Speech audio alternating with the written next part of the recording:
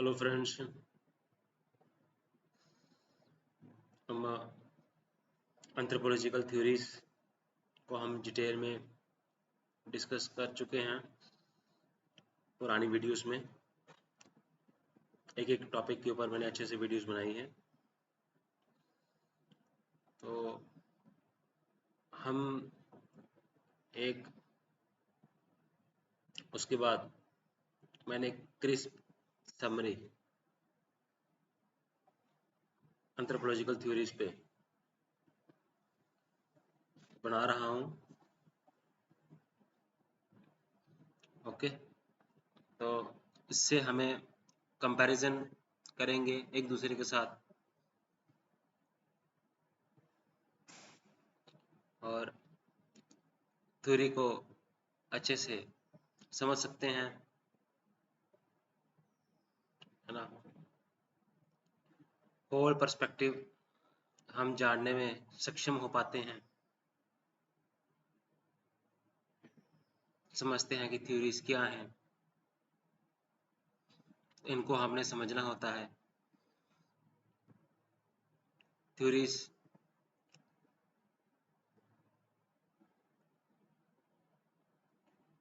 कुछ ऐसे एंथ्रोपोलॉजिस्ट थे जो कि फाउंडिंग फादर्स थे एंथ्रोपोलॉजी के, जैसे ई.बी. Tyler, LH. मॉर्गन, ये फाउंडिंग फादर्स थे।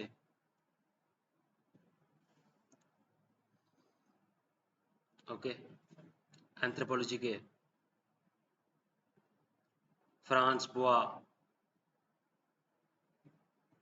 ये फाउंडिंग फादर्स थे अमेरिकन एंथ्रोपोलॉजी के। कहीं ना कहीं इन्होंने शुरुआत की एंथ्रोपोलॉजी की।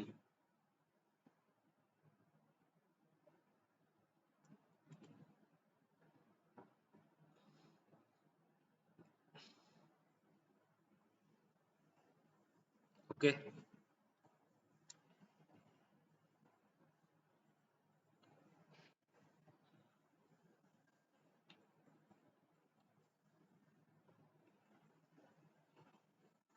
हम कहीं ना कहीं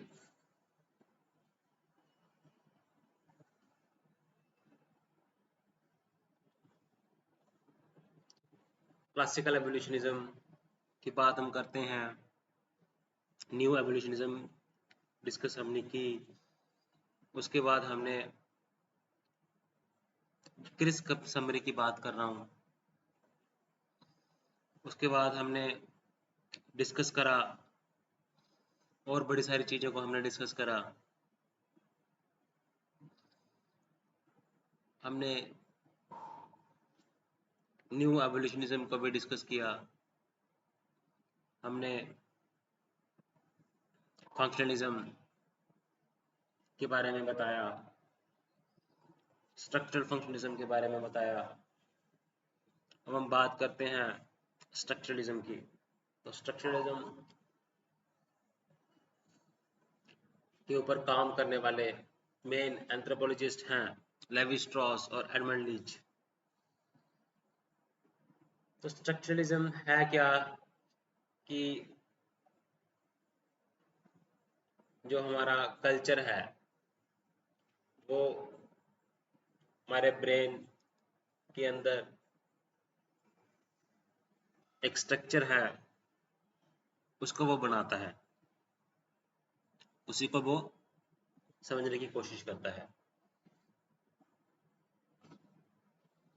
तो हमारे ह्यूमन माइंड के अंदर कोड्स हैं, पहले से कोडिंग हुई है, प्री प्रोग्राम्ड कोड्स हैं।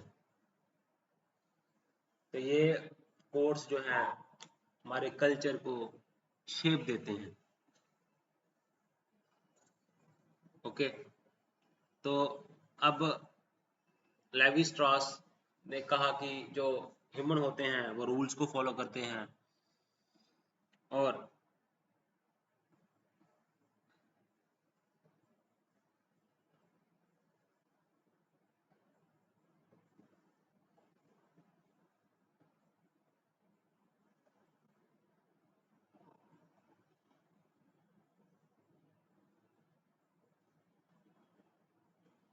हम रेसिप्रोसिएट करते हैं, कोई हमें हमारे लिए कुछ करता है तो हम रिटर्न में रेसिप्रोसिएट करते हैं, है ना। जैसे कूलरिंग की मैंने एग्जांपल दी, वो एक एग्जांपल है रेसिप्रोसिटी का। तो डिफरेंट टाइप्स ऑफ रेसिप्रोसिटी होती है, जो मैंने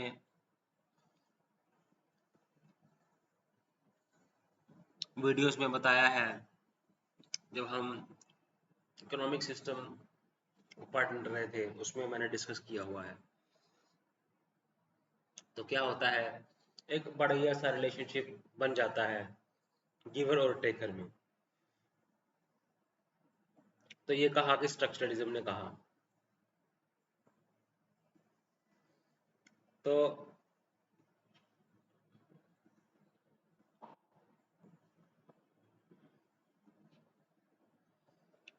लेवी स्ट्रास ने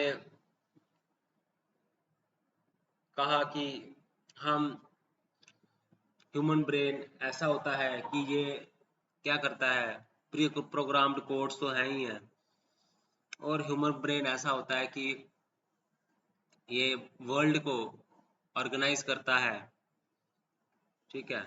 दो की स्ट्रक्चर्स जो होते हैं ऑर्गेनाइजेशन के, उस टर्म्स में ये स्ट्रक्चर्स के रूप में देखता है, ये वर्ल्ड को देखता है स्ट्रक्चर्स के रूप में। जब वो स्ट्रक्चर्स के रूप में देखता है तो चीज़ों को ऑर्डर करता है और एक्सपीरियंस को इंटरप्रेट करता है। तो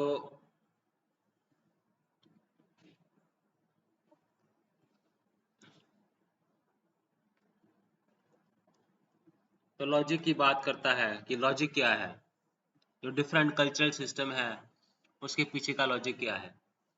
तो स्ट्रक्चर की बात करता है, तो वर्ल्ड को एक स्ट्रक्चरिंग करता है, वर्ल्ड की स्ट्रक्चर्स के रूप में देखता है।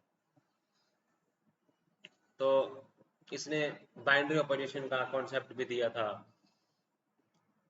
कि दो ऑपोजिट्स टर्म्स होती हैं,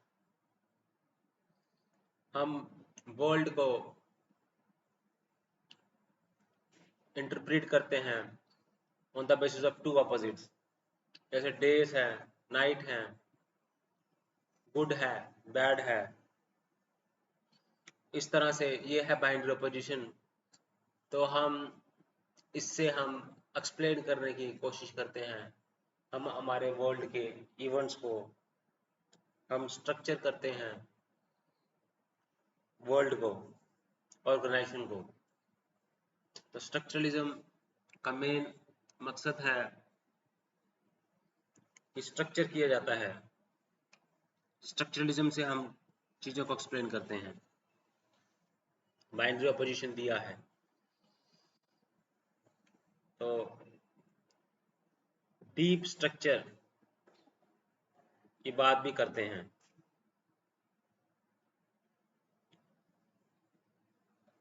ठीक है। तो बाइनरी ऑपोजिशन का कॉन्सेप्ट दिया।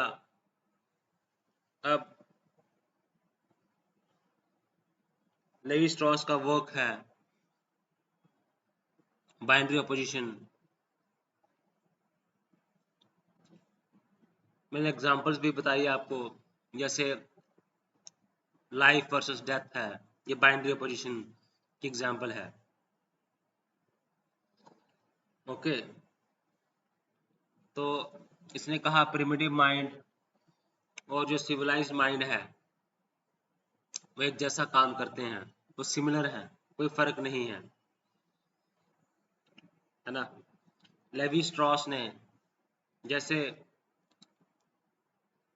एल.एच. मॉर्गन ने system of consanguinity and affinity of human family के ऊपर काम किया,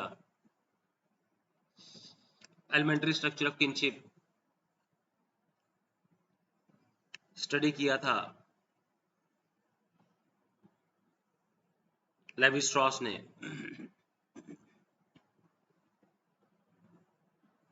ओके।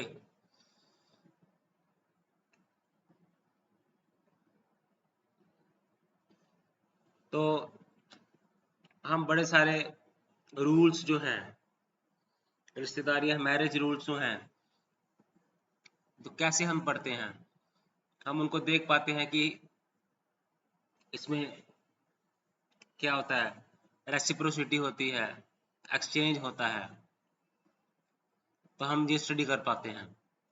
तो किनशिप का जो स्ट्रक्चर है, तो इसने वर्ल्ड को एक स्ट्रक्चर्स की फॉर्म में देखा, जैसे elementary kinship, structure of kinship, elementary structure of kinship, तो स्ट्रक्चर बनाया इसने किनशिप का। ओके, अब टोटेमिज्म पे काम किया लेवी स्ट्रॉस ने। मैंने बताया टोटेमिज्म क्या होता है, वो वर्शिप करते हैं किसी भी एनिमल की, प्लांट की। उसके बाद हम बात करते हैं सेवेज माइंड की। ओके,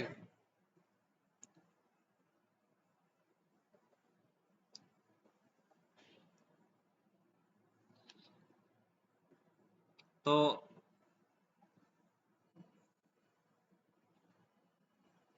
जब हम नाम करते थे,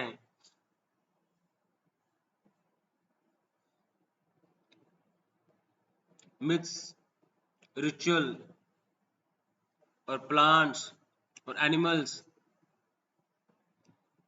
कहने का मतलब है कि उनमें भी, प्रिमिटिव माइंड में भी एक लॉजिक होता था, एब्स्ट्रैक्ट रीजनिंग होती थी, हाई लेवल की होती थी, चाहे प्रिमिटिव सोसाइटी से क्यों ना हो, चाहे सिविलाइज सोसाइटी हो, तो सब में रीजनिंग, एब्स्ट्रैक्ट रीजनिंग की कैपेसिटी होती है। ऐसा नहीं है कि इनकी इंफीरियर रीजनिंग है, इनकी सुपीरियर रीजनिंग है। ओके,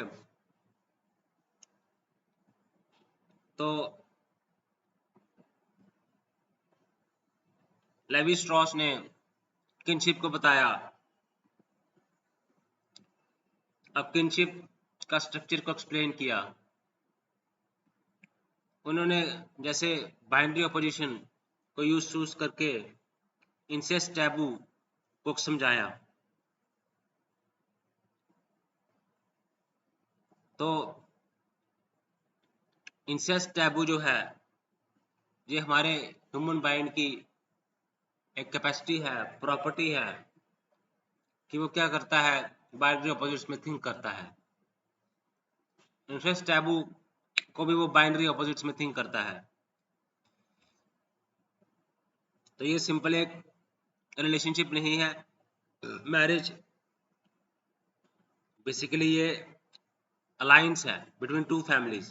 तो अलायंस थ्योरी में ये अलायंस थ्योरी भी बात करते हैं लेवी स्ट्रॉस। इन्होंने बुक भी लिखी, एलिमेंट्री स्ट्रक्चर ऑफ किनशिप। इन्होंने कहा कि ह्यूमन माइंड जो है बाइनरी ऑपोजिट्स में बिलीव करता है। तो सैवेज माइंड की इन्होंने एग्जांपल दी कि उसके अंदर भी एब्स्ट्रैक्ट रीजनिंग होती है। टोटेमिज्म के ऊपर काम किया इन्होंने। इन्होंने कहा कि एक मैरिज जो है सिर्फ एक रिलेशनशिप नहीं है मैन और वुमेन के साथ, बल्कि दो फैमिलीज का एक अलायंस है, जिसको हम अलायंस थ्योरी बोलते हैं। ओके, तो अब ह्यूमन माइंड क्या करता है, वो एंसेस्ट टैबू को कैसे समझता है। वो कहता है कि अगर हम एक ग्रुप्स के अंदर हम मैरिज करेंगे तो वो बैड है, अगर ग्रुप के बाहर हम मैरिज करेंगे तो गुड है। ठीक है, तो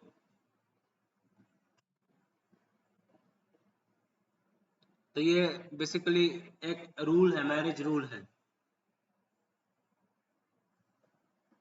ओके, अब मिथ्स के ऊपर भी लेवी स्ट्रॉस ने स्टडी किया।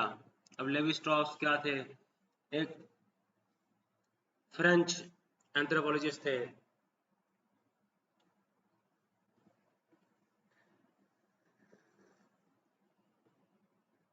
अब लेवी स्ट्रॉस की हम बात करते हैं, जितने भी हम एंथ्रोपोलॉजिस्ट पढ़ रहे हैं, या तो वो ब्रिटिश के हैं, अमेरिकन एंथ्रोपोलॉजिस्ट हैं मेजरली, या फिर फ्रेंच एंथ्रोपोलॉजिस्ट हैं, या कुछ जर्मन एंथ्रोपोलॉजिस्ट हैं। तो लेवी स्ट्रॉस फ्रेंच के एंथ्रोपोलॉजिस्ट थे, तो स्ट्रक्चरलिज्म स्कूल ऑफ थॉट से बिलोंग करते हैं। इन्होंने बुक लिखी थी the elementary structure of kinship, the structural study of myths, तो स्ट्रक्चर स्टडी ऑफ मिथ्स की स्टडी की। तो ये कहते थे कि वर्ल्ड की स्टडी को हमने स्ट्रक्चर की स्टडी करनी है, किनशिप के स्ट्रक्चर्स की स्टडी करनी है, मिथ्स को स्ट्रक्चर की स्टडी करनी है। ओके, तो मिथोलॉजी इन्होंने बड़े सारे मिथ्स को एक्सप्लेन किया है। ओके,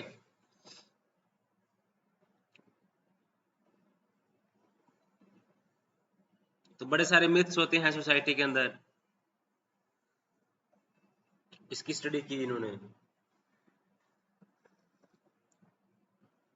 तो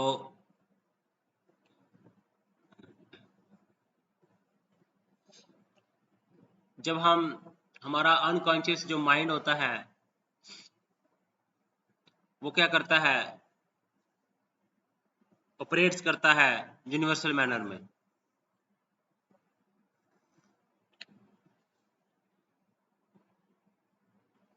जो लेवी स्ट्रॉस है, जो अनकॉन्शियस माइंड है, ह्यूमन माइंड है हमारा, वो क्या करता है, ऑपरेट करता है यूनिवर्सल मैनर में।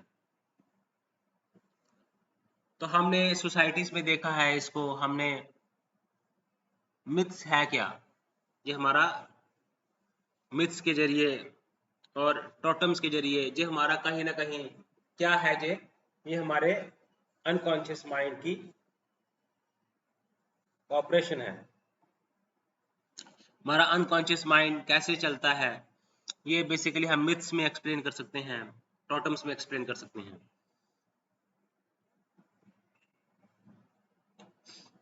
तो इन्होंने बाइनरी अपोजिशन के जरिए चीजों को एक्सप्लेन किया।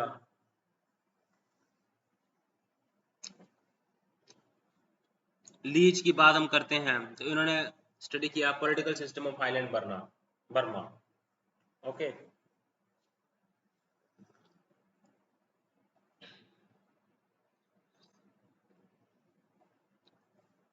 इन्होंने भी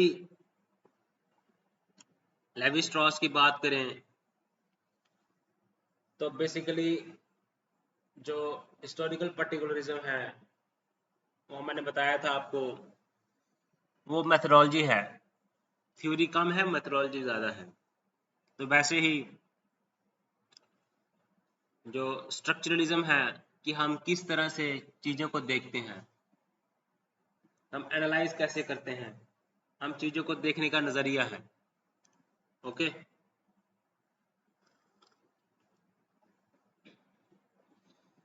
तो हमारा जो कोड्स हैं, ओके,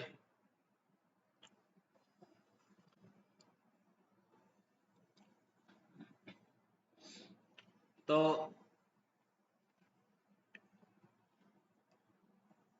हम देखते हैं, हम स्टडी करते हैं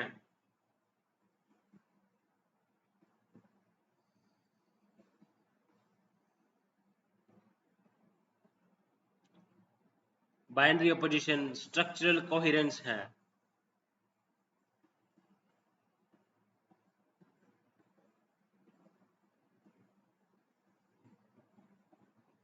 तो इसके ऊपर रूल्स हैं, सेट ऑफ रूल्स हैं।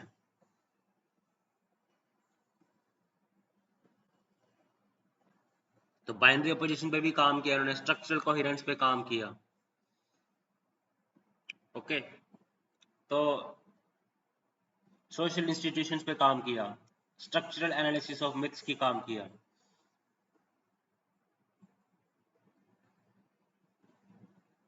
तो अब असम में क्या है, जो गारोस हैं वो वहां पे मैट्रिलिनियल डिसेंट है। इन्होंने सोशल इंस्टीट्यूशंस को एक्सप्लेन करते हुए कहा और कहा कि जो बर्मा है, कंचिन से नॉर्थ बर्मा, तो वो दो दो साइड्स हैं सेम कॉइन की। तो पैरेलल क्या है, गैरोस की मैरिज है with mother in law and cousins with mother's brother's daughter. तो इन्होंने भी मिथ्स की स्ट्रक्चरल एनालिसिस की, मिथ्स के स्ट्रक्चर को पढ़ा, एलिमेंट्री स्ट्रक्चर, किनशिप के स्ट्रक्चर को पढ़ा, चीजों को स्ट्रक्चर्ड वे में देखा, बाइनरी ऑपोजिशन का कॉन्सेप्ट दिया। एडमंड लीच ने स्ट्रक्चरल एनालिसिस ऑफ मिथ्स किया, लेवी स्ट्रॉस ने भी किया, elementary structure of kinship Levi Strauss ने किया। इन्होंने सोशल इंस्टीट्यूशंस के बारे में बताया कि कंपैरिजन किया कि वहाँ पे घरों में मैट्रिलिनियल डिसेंट होता है और जो ब्रह्मा की सोसाइटी है वहाँ में पैट्रिलिनियल डिसेंट होता है। तो ये दोनों दो साइड्स हैं सेम कॉइन की। ओके,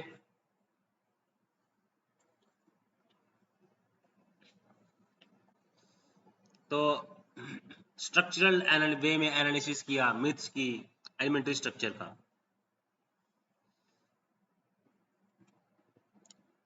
ओके, तो फंक्शनलिज्म जैसे मैंने बताया जो दिया था मैलिनोस्की ने, ये बेसिकली मेथड्स भी है। जो स्ट्रक्चरल फंक्शनलिज्म है ये क्या है, थ्योरी है। तो हम स्टडी करते हैं सोसाइटी को, है ना, एथनोग्राफिक मेथड्स से स्टडी किया जाता है।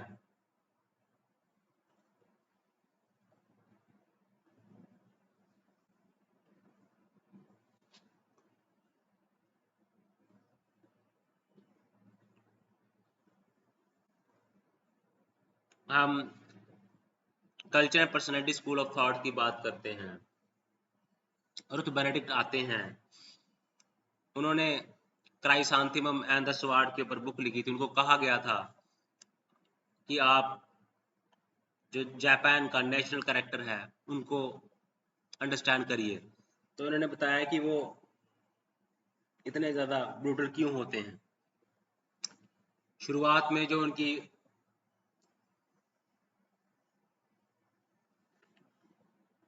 घर के अंदर जो उनकी सोशलाइजेशन होती है वो तो बड़े अच्छे तरीके से होती है, लेकिन जब वो आगे स्कूल में जाते हैं तब वो उनके अंदर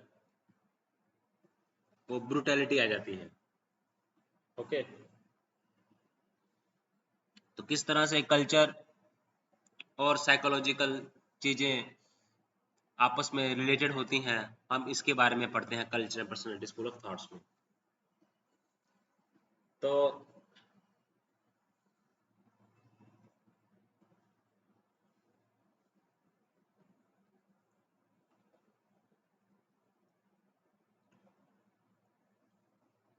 मैंने बताया कि किस तरह से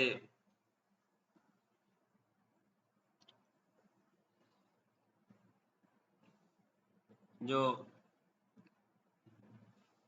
पर्सनालिटी है वो कल्चर को बिल्ड करती है। तो रुथ बेनेडिक्ट को मैंने बताया कि ये स्टूडेंट थे फ्रांस बोआ के। ओके, तो पैटर्न्स ऑफ कल्चर बुक लिखी थी और इन्होंने क्राइसांथिमम एंड द स्वॉर्ड। तो कल्चर पर्सनालिटी किस तरह से कल्चर को शेप करती है, रुथ बेनेडिक्ट।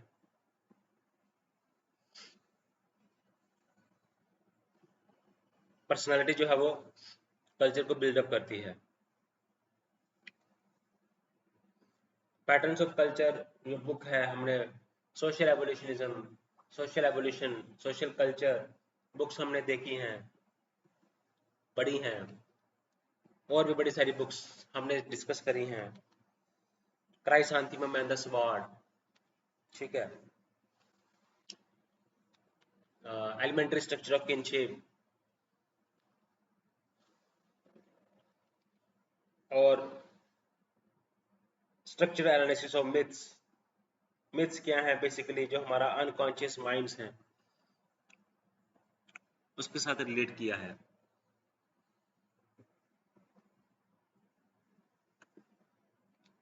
तो हम मिथ्स के जरिए, अगर हमने अनकॉन्शियस माइंड्स को समझना है तो हमने मिथ्स को स्टडी करना पड़ेगा।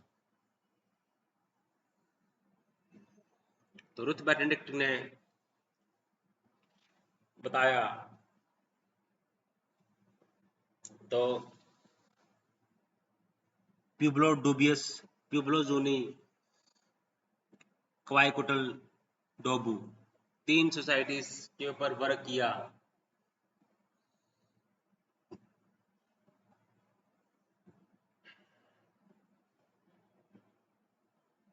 तो इन्होंने कहा कि डिवाइड किया इन्होंने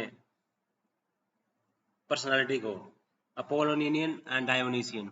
अपोलोनिशियन जो है वो सन गॉड है, शांत होते हैं, पीस होते हैं, काइंडनेस होती है उनमें, ह्यूमैनिटी होती है। लेकिन डायोनीसियन होते हैं वो थोड़े से कन्फ्लिक्टिंग नेचर के होते हैं, वो जो है उसके उनके अंदर वो पीसफुल नहीं होते हैं, काइंड नहीं होते हैं, डिसिप्लिन नहीं होते हैं। तो अपोलोनियन गॉड कहा जाता है, डायोनीसियन को भी गॉड कहा जाता है। तो जो प्यूब्लो है न्यू मैक्सिको पे, है ना, तो वो क्या है, अपोलोनियन कल्चर को रिप्रेजेंट करते हैं। जो क्वाइकोटल है, डोबू है, वो क्या है, वो डायोनीसियन कल्चर को रिप्रेजेंट करते हैं। तो किस तरह से पर्सनालिटी हमारे कल्चर को रिप्रेजेंट करती है। पैटर्न्स ऑफ कल्चर बुक लिखी थी, ठीक है, तो रुथ बेनेडिक्ट ने लिखी थी। तो नेशनल कैरेक्टर को स्टडी करने के लिए हम किसका इस्तेमाल करते हैं, हम न्यूज़पेपर रिकॉर्ड्स को पढ़ते हैं, हम गवर्नमेंट के डॉक्यूमेंट्स को पढ़ते हैं, आर्काइवल रिकॉर्ड्स को पढ़ते हैं, कम्युनिटीज को पढ़ते हैं, पोइट्री पढ़ते हैं।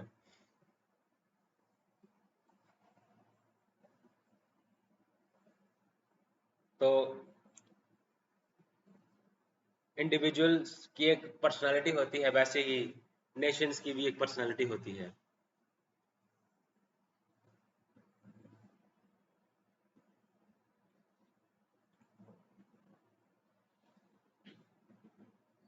तो मार्गरेट मीड की बात करें, मार्गरेट मीड ने कहा कि कल्चर जो है वो पर्सनालिटी को बनाता है। तो मार्गरेट मीड की बात करें, ये स्टूडेंट थे रुथ बेनेडिक्ट के। तो क्या थे ये,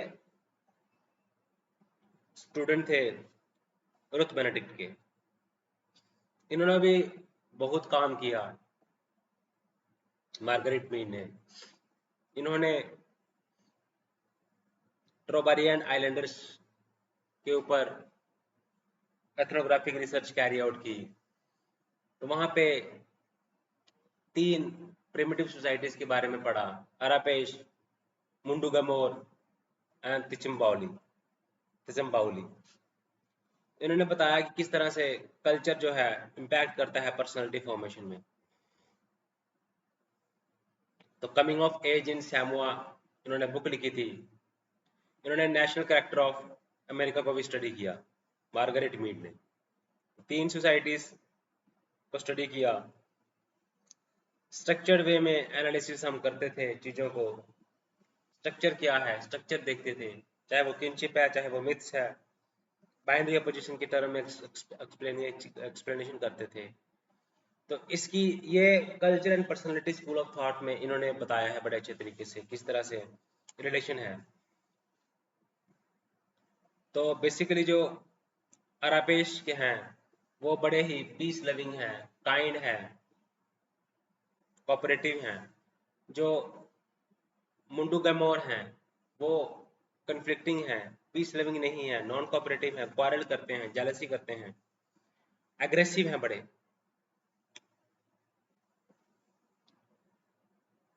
तो इनका जो एग्रेसिवनेस होता है इनके कल्चर में, इनकी पर्सनैलिटी जो है वो वैसी बन जाती है। तो एग्रेसिवनेस की वजह से इनकी पर्सनैलिटी बन जाती है वैसी। ओके, तो उसके बाद राल्फ लिंटन है, स्टेटस के बारे में स्टडी किया, रोल्स के बारे में स्टडी किया राल्फ लिंटन ने। तो किस तरह से पर्सनालिटी जो है वो कल्चर को बनाती है। स्टडी ऑफ मैन बुक लिखी इन्होंने।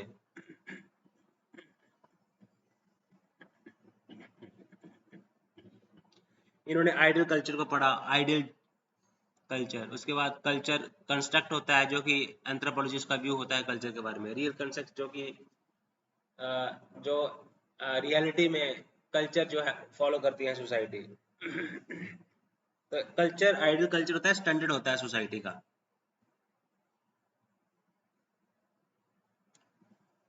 तो इन्होंने इंसेस्ट टैबूज के बारे में पढ़ा मैलिनोस्की ने।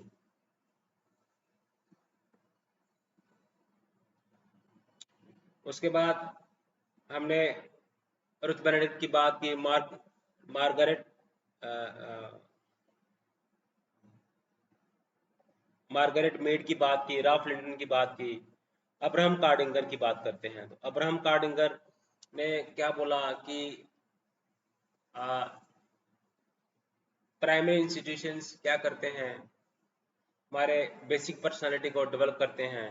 तो वो बेसिक पर्सनालिटी जब हमारी हो जाती है, डेवलप हो जाती है, फिर हम क्या करते हैं, फिर हम उससे वही जैसी बेसिक पर्सनालिटी होगी वैसे ही सेकेंडरी इंस्टीट्यूशन जो है वो डेवलप हो जाएंगे। इन्होंने बड़ी ब्यूटीफुल एग्जांपल दी कि जो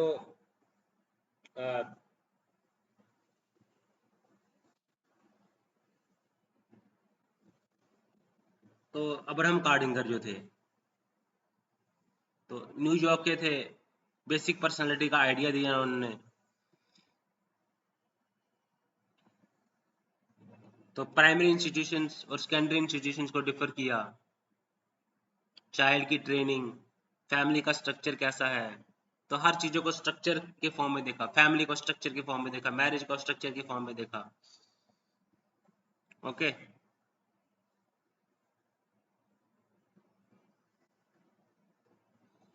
तो इन्होंने भी अलग से जो साइको एनालिसिस जो हुआ पर्सनालिटी का, उसके ऊपर बड़ा काम किया। तो कोराडो बॉयज की बात करें, इन्होंने साइकोलॉजिकल फ्रंटियर ऑफ सोसाइटी के ऊपर बुक लिखी। ठीक है, किस पे? साइकोलॉजिकल फ्रंटियर ऑफ सोसाइटी के ऊपर बुक लिखी। तो इन्होंने कल्चर्स को अंडरस्टैंड किया, अलोरिस कल्चर को अंडरस्टैंड किया, कोमांची कल्चर को अंडरस्टैंड किया, और अमेरिकन रूरल सोसाइटी के कल्चर को अंडरस्टैंड किया। इन्होंने बुक लिखी थी साइकोलॉजिकल फ्रंटियर ऑफ सोसाइटी। तो इन्होंने अडल्ट मॉडल पर्सनालिटी का कॉन्सेप्ट दिया। इन्होंने टेस्ट कंडक्ट किए, Rorschach test, word association test, drawing test. Okay, तो अलोरिस पर्सनालिटी के बारे में इन्होंने बताया कि वो पिग का पालन पोषण करते हैं, विमेन एग्रीकल्चर करती है। तो उनके जो बच्चे होते हैं वो अग्रेशन होते हैं, एंशियस होता है उनमें, पीसफुल नहीं होते हैं, डिस्ट्रस्टफुल होते हैं, क्योंकि उनका पालन पोषण पिता करते हैं।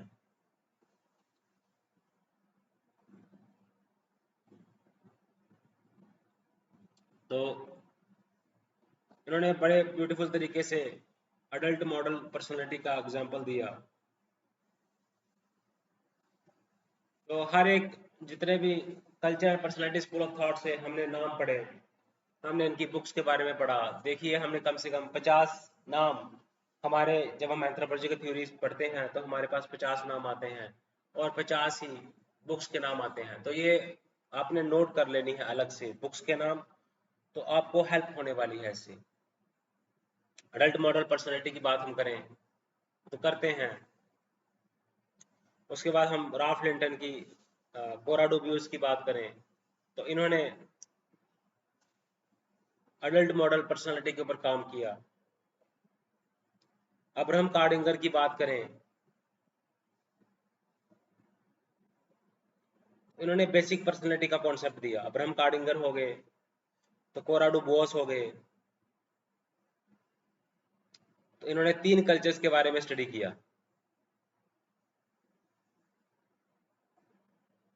तो ये मैथोलॉजी क्या करते थे, ये इंटरव्यूज करते थे, क्लिनिकल इंटरव्यूज करते थे, ड्रीम्स को एनालिसिस करते थे। तो अब जो फ्राइड का साइको एनालिसिस था, मुझे मानता था कि हमने जो सबकॉन्शियस माइंड जो है उसको स्टडी करना है, तभी हमें रिप्रेस्ड जो इमोशंस हैं वो बाहर आते हैं। आप इंडिविजुअल ड्रीम्स को डिस्कशन करोगे तो ड्रीम एनालिसिस करेंगे, लाइफ हिस्ट्री,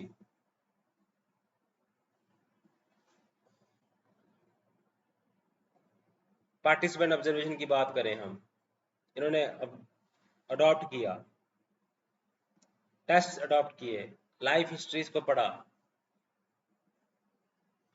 तो लाइफ हिस्ट्री को कैसे पढ़ा,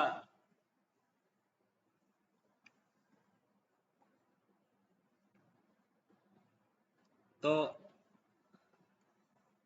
थ्राउट इज लाइफ जो उसका एक्सपीरियंस होता है, उसका जो डॉक्यूमेंट होगा, अपने लाइफ एक्सपीरियंस का डॉक्यूमेंट होगा, उसको पढ़ा, उसको बोलते हैं life history. Life experience history में जो लाइफ एक्सपीरियंस होती है, पूरी हिस्ट्री उसकी पढ़ते हैं। तो ये मेथोडोलॉजी इन्होंने अडॉप्ट की थी। इन्होंने बताया कल्चर एंड पर्सनालिटी के बारे में बताया कि कैसे इन एंथ्रोपोलॉजी और साइकोलॉजी आपस में भी लिंक सेटअप किया। तो इनको रेडक्लिफ ब्राउन ने इसको क्रिटिसाइज किया, ये एंड साइंटिफिक है,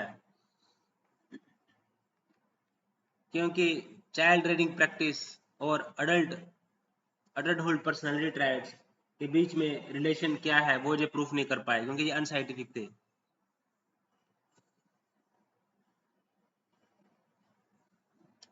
तो उसके बाद हम बात करते हैं कल्चर मटेरियलिज्म की। तो मैरविन हैरिस थे,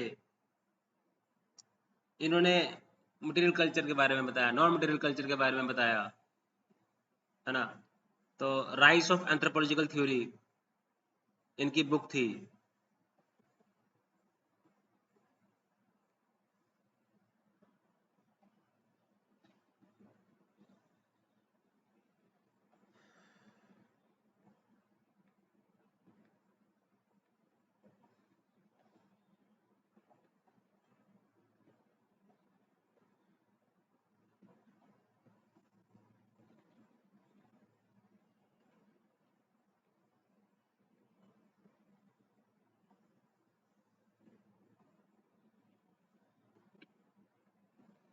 तो कल्चर मटेरियलिज्म को इन्होंने एक्सप्लेन किया।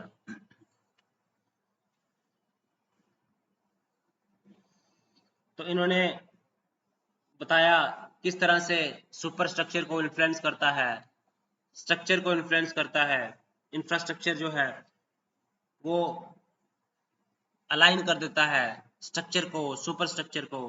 काउ की एग्जांपल दी। तो कहीं ना कहीं ये इकोनॉमिक एस्पेक्ट है हमारी लाइफ का, वो हमारे रोजी रोटी चलाती है। तो और इस वजह से हमारा जो सुपर स्ट्रक्चर है वो अलाइन कर जाता है इंफ्रास्ट्रक्चर के साथ। इस चीज़ों को एक्सप्लेन किया कल्चर मटेरियलिज्म के बारे में। तो ये जो कल्चर मटेरियलिज्म है, ये रिएक्शन था स्ट्रक्चरलिज्म जो थे लेवी स्ट्रॉस ने दिया था। ओके, तो ये इकोनॉमिक एस्पेक्ट को, टेक्नोलॉजिकल एस्पेक्ट को, डेमोग्राफिक एस्पेक्ट को एक्सप्लेन करता है। जो हमारा इंफ्रास्ट्रक्चर होता है, स्ट्रक्चर होता है, सुपर स्ट्रक्चर होता है।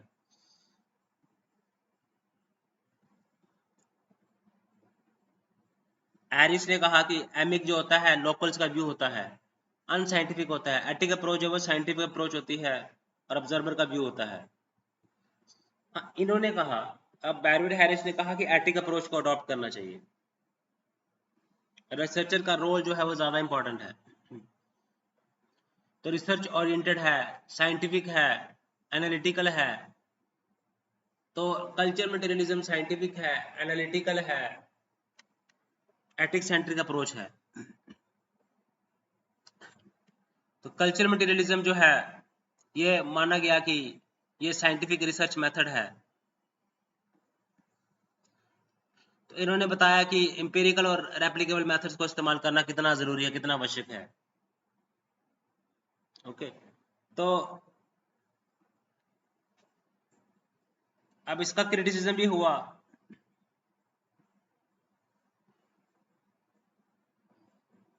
है ना।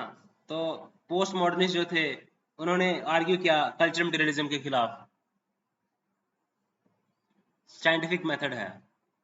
तो कहते हैं कि साइंस को, पोस्ट मॉडर्निज्म का जो मानना था कि साइंस को हम यूज ही नहीं करते किसी कल्चर को स्टडी करने के लिए। तो कल्चर को अगर स्टडी करना है तो पर्टिकुलरिज्म के जरिए स्टडी करना चाहिए, रिलेटिविज्म के जरिए स्टडी करना चाहिए। तो कल्चर मटेरियलिज्म को क्रिटिसाइज किया गया। तो डरखीम जो थे उनका ये मानना था कि कल्चर को एमिक अप्रोच से स्टडी करना चाहिए, जो नेटिव सोसाइटी है उसके मेंबर्स हैं उनके पॉइंट ऑफ व्यू से स्टडी करना चाहिए। ये किसने कहा था? डरखीम ने। तो जो एमिक एटिक अप्रोच है, बड़े एटिक अप्रोच कहती है कि साइंटिफिक वे में करना चाहिए, रिसर्च को खुद काम करना चाहिए और ऑब्जर्वेशन करनी चाहिए। एमिक अप्रोच कहती है कि इंटरव्यू करना चाहिए। एक में लोकल नॉलेज की मास्टरी होनी चाहिए, एक में लोकल नॉलेज की सिर्फ अक्वाइंटेंस होना चाहिए। तो हम इसमें एटिक अप्रोच है तो क्योंकि साइंटिफिक अप्रोच है तो क्रॉस कल्चरल कंपैरिजन कर सकते हैं, एमिक अप्रोच है तो हम क्रॉस कल्चरल कंपैरिजन हम नहीं कर सकते। तो हम इसको, जो कल्चर मटेरियलिज्म है, इसको हम एटिक अप्रोच से जानेंगे, साइंटिफिक मेथड है। उसके बाद हम बात करते हैं सिंबॉलिक एंड इंटरप्रिटेटिव थ्योरी। तो सिंबॉलिक और इंटरप्रिटेटिव थ्योरी की अगर हम बात करते हैं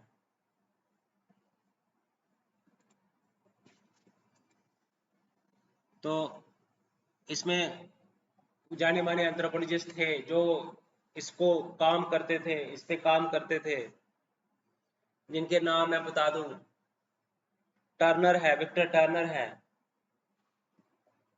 क्लिफोर्ड गिर्च हैं और स्कनाइडर हैं। तो क्लिफोर्ड गिर्च की अगर हम बात करें, इन्होंने बड़ा अच्छा काम किया है, इन्होंने डीप स्ट्रक्चर के ऊपर स्टडी की है।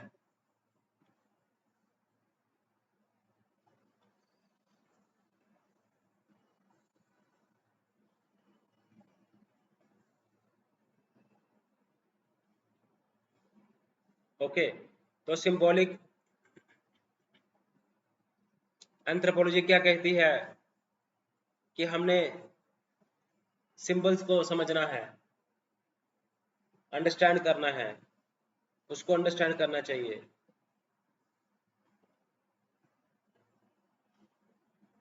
ओके, तो क्लिफोर्ड गिच पैटर्न ऑफ कल्चर बुक लिखी थी ब्रुथ बेनेडिक्ट ने। The culture thought methodology of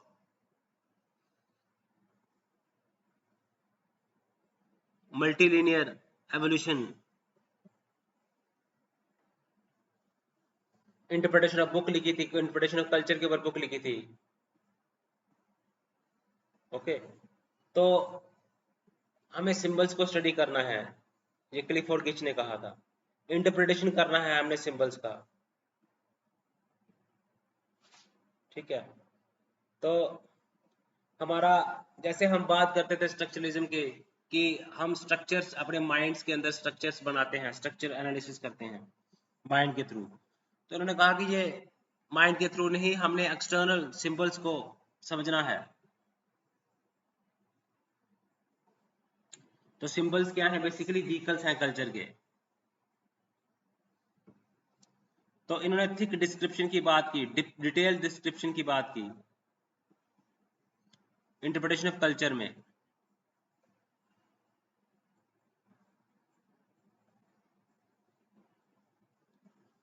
okay, तो कॉक फाइट बाली में इन्होंने एग्जांपल दी। तो ऐसे था deep play notes on the Balinese cock fight. Okay, thick description दी इन्होंने, पपट शो जो था जावा में वो बताया, तो वो एग्जाम्पल है पीस का।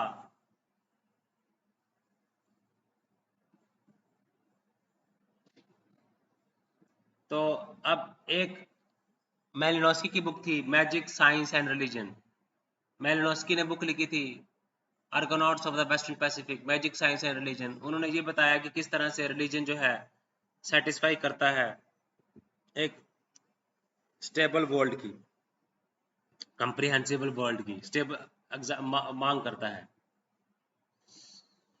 तो थिक डिस्क्रिप्शन दी। सिंबॉलिक अप्रोच की बात हम करें तो विक्टर टर्नर ने सिंबॉलिक अप्रोच दी, तो इन्होंने कहा कि सिंबल्स क्या हैं, बेसिकली ऑपरेटर्स हैं सोशल प्रोसेस में।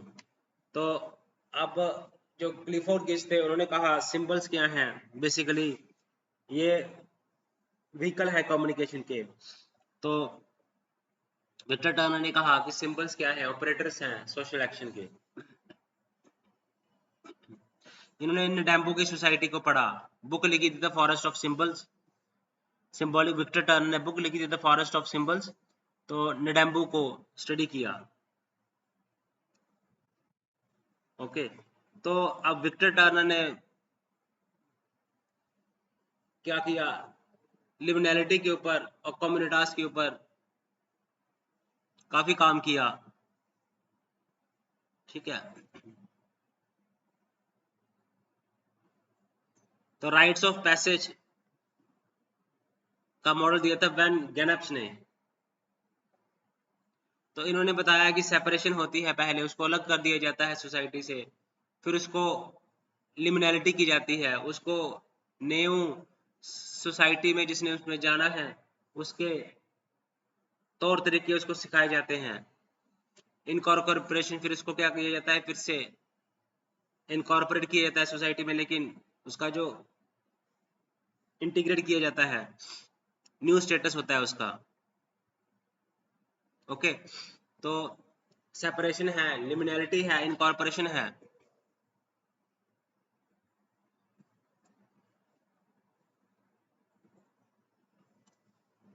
तो विक्टर टर्नर ने क्या किया, लिमिनैरिटी के ऊपर काम किया, कम्युनिटास के ऊपर काम किया।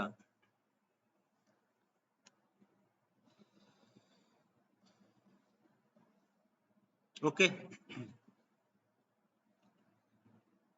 किस तरह से बताया कि सोसाइटी में उसको चेंज करना है उसमें, तो उसको क्या किया जाता है, पहले उसको अलग किया जाता है, उसको अलग से उसको सोसाइटी से अलग किया जाता है और उसके ऊपर सुपरविजन की जाती है, और उसके बाद जब उसको ट्रेनिंग हो जाती है तो उसके बाद उसको फिर से इनकॉर्पोरेट किया जाता है।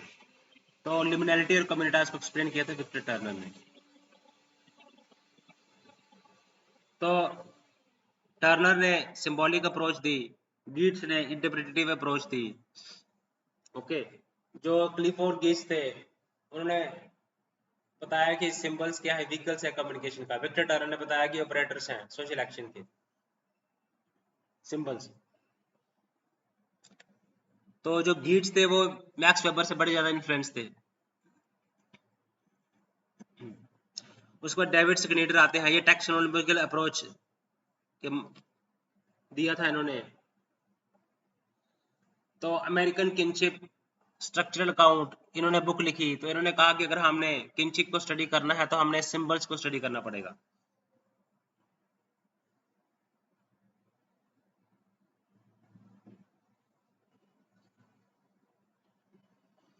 तो अब कल्चर क्या है, बेसिकली एक शेयर्ड सिंबल्स हैं, मीनिंग है।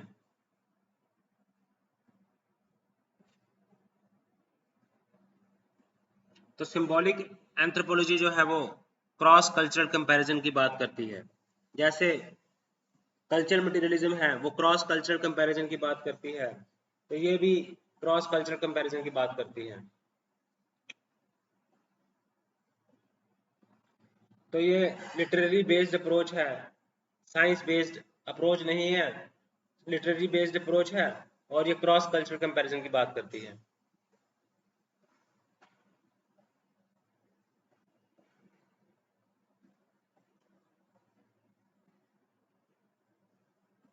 तो पर्टिकुलर कल्चर की बात की जाती है, हम ग्रैंड थ्योरीज नहीं डेवलप करते हैं।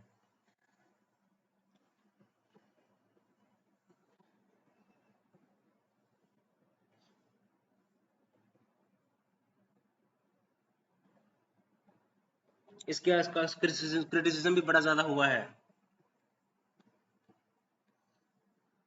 इन्होंने कहा कि सिंबॉलिक एंथ्रोपोलॉजिस्ट क्या है, बेसिकली अनसाइंटिफिक है, क्योंकि लिटरेरी बेस्ड अप्रोच है, अनसाइंटिफिक है, अनवेरिएबल है, अनवेरीफाइबल है। अनसाइंटिफिक है तो हम कह सकते हैं कि ये इस तरह से इन्होंने कैरी आउट नहीं की रिसर्च में जिसके हम इनके रिजल्ट्स प्रोड्यूस कर सकें, रिप्रोड्यूस कर सकें।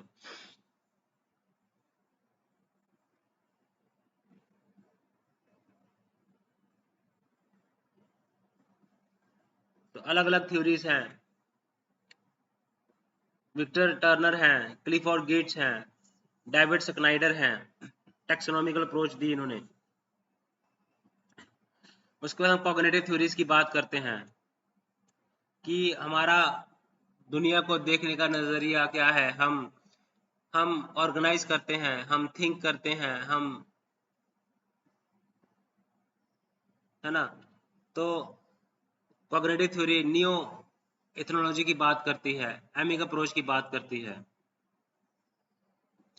कि हम क्या सोचते हैं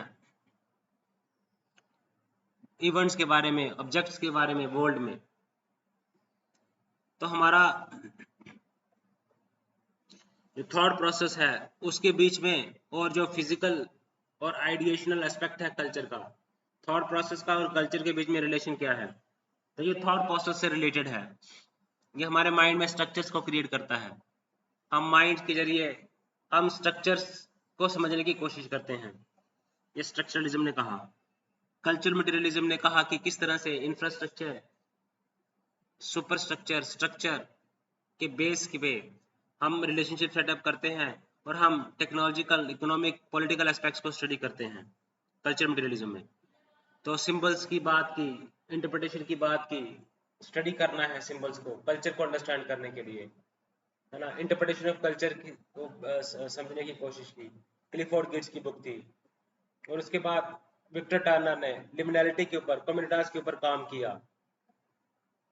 उसके बाद हम बात करते हैं कॉग्निटिव थ्योरीज की, तो इसमें स्टीफन ए टाइलर थे और हरोल्ड कॉन्कलिन थे।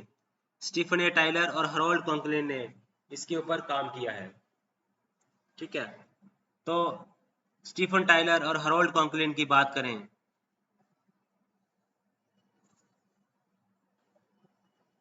तो बड़े ही ब्यूटीफुल तरीके से इन्होंने चीजों को समझाया है।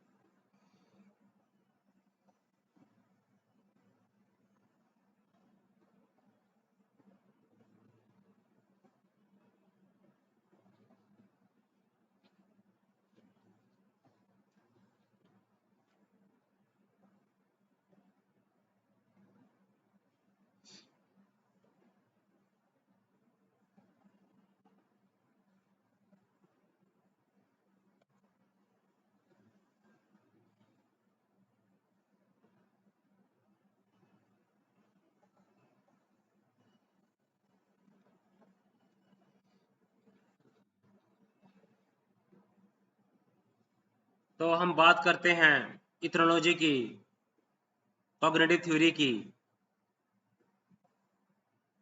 ओके, हम किस तरह से चीजों को स्ट्रक्चर, थॉट प्रोसेस से हम कल्चर को अंडरस्टैंड करने की कोशिश करते हैं। स्टीफन ए टाइलर ने स्कीमास का कॉन्सेप्ट दिया, कॉग्निटिविज्म का कॉन्सेप्ट दिया। ओके, तो दो कॉन्सेप्ट्स दिए। स्कीमा क्या चीज है, तो कल्चर क्या है, बेसिकली मेंटल मॉडल्स हैं, मेंटल्स के अंदर मॉडल्स बनाते हैं कल्चर का। तो हम चीजों को कैटेगराइज करते हैं। तो ये इसको मैथमेटिक्स की तरह समझना चाहिए, फिलोसफी की तरह समझना चाहिए और लॉजिकल मॉडल्स के बारे में बात करनी चाहिए।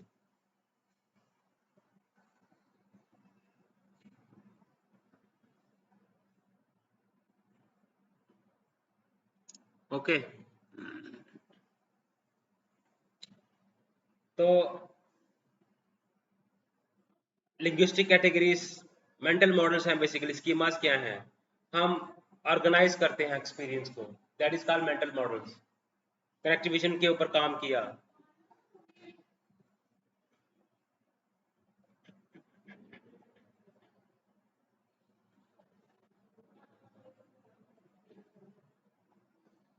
तो कनेक्टिविज्म के ऊपर बात की, स्कीमा के ऊपर बात की। हरोल्ड कॉन्कलिन ने क्या कहा? तो इन्होंने, हरोल्ड कॉन्कलिन ने क्या किया? हनुनोस की कम्युनिटी के ऊपर स्टडी की, किस तरह से वो कलर को क्लासिफाई करते हैं। तो इनकी जो किनशिप टर्मिनोलॉजी को अंडरस्टैंड करने में हरोल्ड कॉन्कलिन ने बड़ी ज्यादा कंट्रीब्यूशन की। तो lexicographical treatment of folk taxonomy and ethnogenealogical method, इनकी जो इंपॉर्टेंट स्टडीज थी। एथनोजीनोलॉजिकल मेथड, क्योंकि इन्होंने एथनोग्राफिक कलेक्शंस की, इथनोग्राफिक स्टडीज की, इथनोजीनोलॉजिकल मेथड किया। Lexicographical treatment of folk taxonomy इनकी कंट्रीब्यूशन थी। इथनोजीनोलॉजिकल मेथड भी इनकी कंट्रीब्यूशन थी। इन्होंने हनुनो कम्युनिटी को पढ़ा कि वो मॉइस्चर का कितना, टेक्सचर कैसा है, मॉइस्चर कैसा है, उसको स्टडी किया।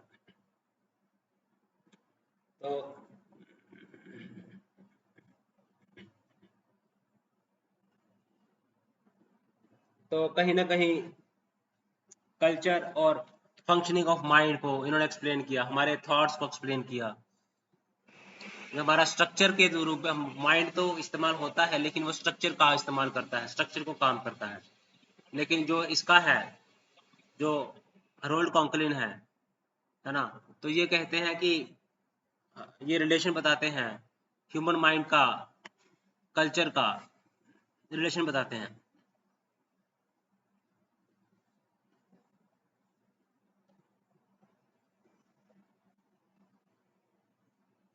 इथनो जो न्यू इथनोग्राफी दी है इन्होंने, इसी के ऊपर क्रिटिसिज्म होता है। तो ये बेसिकली एब्स्ट्रैक्ट थ्योरीज हैं नेचर ऑफ माइंड को लेके, बेसिकली नेचर ऑफ माइंड को लेके जो एब्स्ट्रैक्ट थ्योरीज हैं regarding the nature of mind, ये एब्स्ट्रैक्ट थ्योरीज हैं। तो हमने देखा कि किस तरह से स्कीमास के ऊपर काम किया, स्कीमास का कंसेप्ट दिया, कनेक्टिविज्म का कंसेप्ट दिया। फिर हम स्टाइफन टाइलर की बात करें तो इन्होंने, इसने बैलेनिस को फाइट की, हनुनास कम्युनिटी को स्टडी किया, ठीक है, स्कीमास का कंसेप्ट दिया, कनेक्टिविज्म का कंसेप्ट दिया स्टीफन ए टाइलर ने। तो क्लिफोर्ड गिब्स ने लिमिनैलिटी, टर्नर ने लिमिनैलिटी और कम्युनिटास की बात की। तो सिंबॉलिक एंड इंटरप्रेटिव अप्रोच को पढ़ा, कॉग्निटिव थ्योरीज को पढ़ा, ठीक है। तो उसके बाद हम बात करते हैं पोस्ट मॉडर्निज्म की। अकम्पलिशमेंट्स क्या थी, क्रिटिसिज्म क्या था, डिस्क्रिप्शन का बताया उन्होंने, कल्चर की रिप्रेजेंटेशन थी बताई।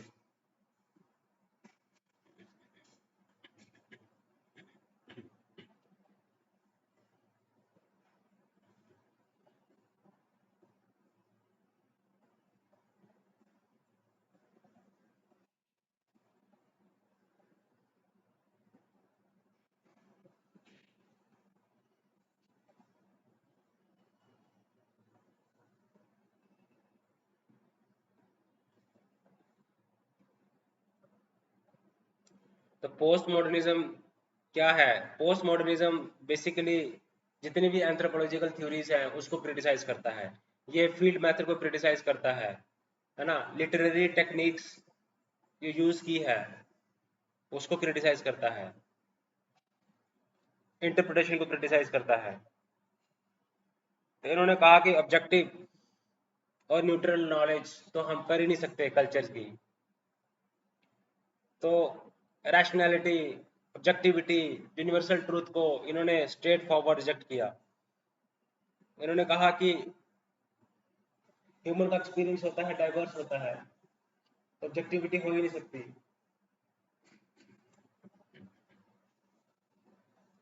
तो हम न्यूट्रल नॉलेज बिल्ड कर ही नहीं सकते।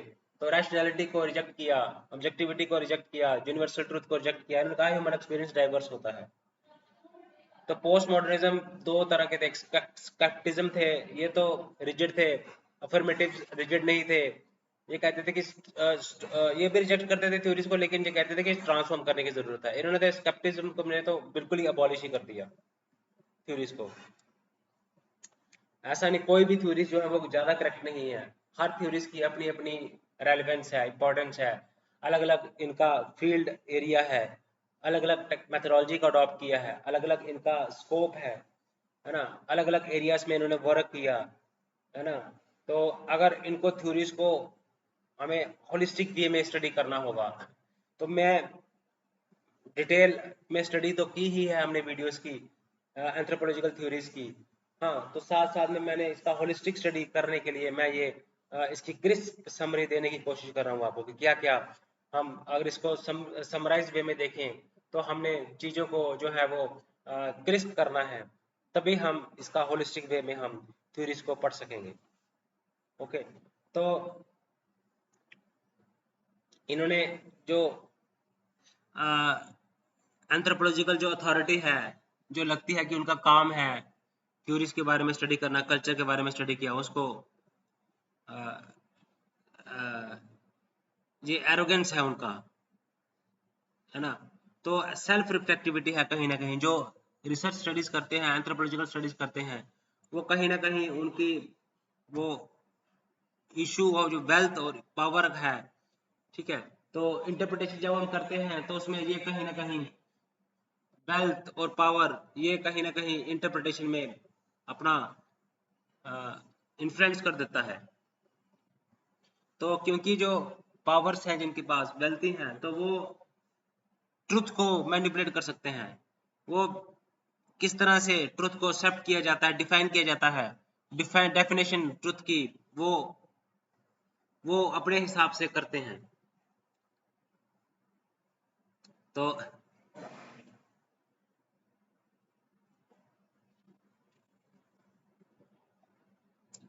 तो ग्रैंड थ्योरीज जनरलाइजेशन के ऊपर नहीं जाना चाहिए। तो बेसिकली कल्चर क्या है, इंडिविजुअल का इंटरप्रिटेशन होता है, इंडिविजुअल इंटरप्रिटेशन है, इन मीनिंग है। तो ये पर्टिकुलर कल्चर की बात करते हैं। तो इन्होंने ट्रेंड किया जनरल थ्योरी से, जनरलाइजेशन से ट्रेंड अलग किया। तो ये सेल्फ रिफ्लेक्टिविटी इनका बेसिक प्रीमाइस था। एंथ्रोपोलॉजिकल अथॉरिटी को चैलेंज करने का इनका बेसिक प्रीमाइस था। तो टाइप्स के बारे में बताया कि क्या है पोस्ट मॉडर्निज्म, इसके बारे में बताया।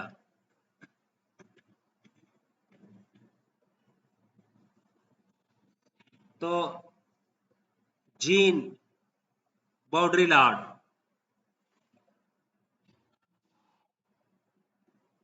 तो जीन बॉड्रिलार्ड, ठीक है। तो ये पोस्ट मॉडर्न स्केप्टिज्म को अडॉप्ट किया।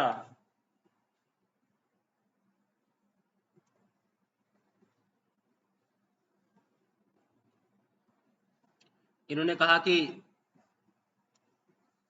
Everything has already happened, there is no real world.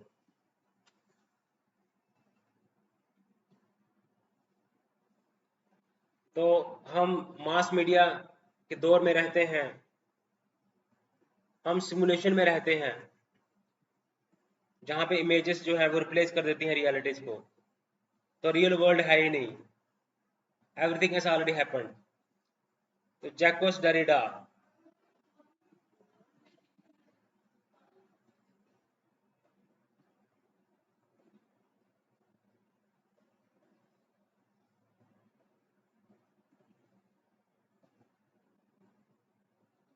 तो जैकोस डेराडा भी क्या थे, पोस्ट मॉडर्निस्ट थे।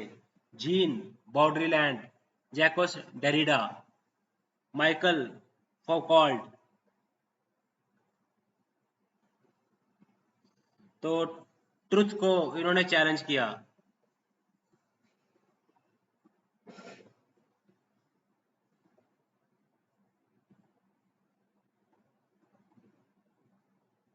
तो माइकल फौकॉल्ट थे, जीन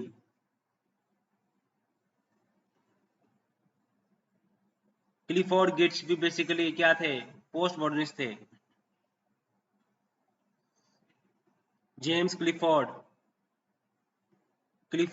गिट्स और James Clifford, Ian Hodder, Nancy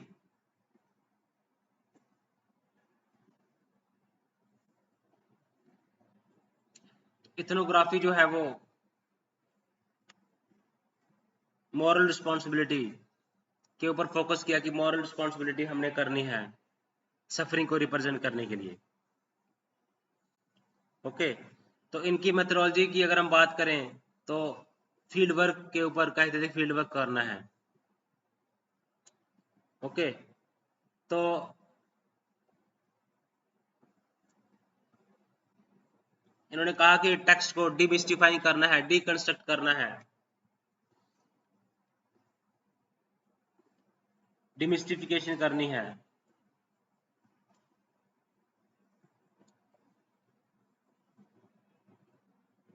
okay, तो पोस्ट मॉडर्निज्म क्या है, थिंग्स को देखने का नजरिया है।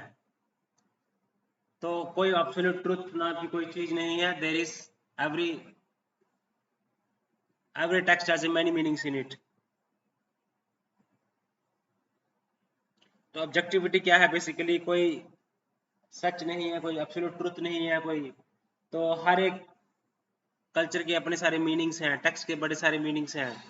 तो हम टेक्स्ट को, नेचर को अंडरस्टैंड करेंगे, वो राइट वे नहीं है। ऑब्जेक्टिविटी क्या है, मिथ है फॉर पोस्ट मॉडर्निज्म। तो डीमिस्टिफिकेशन मेथोडोलॉजी अडॉप्ट की, क्रिटिकल एग्जामिनेशन किया इथनोग्राफिक एक्सप्लेनेशन का।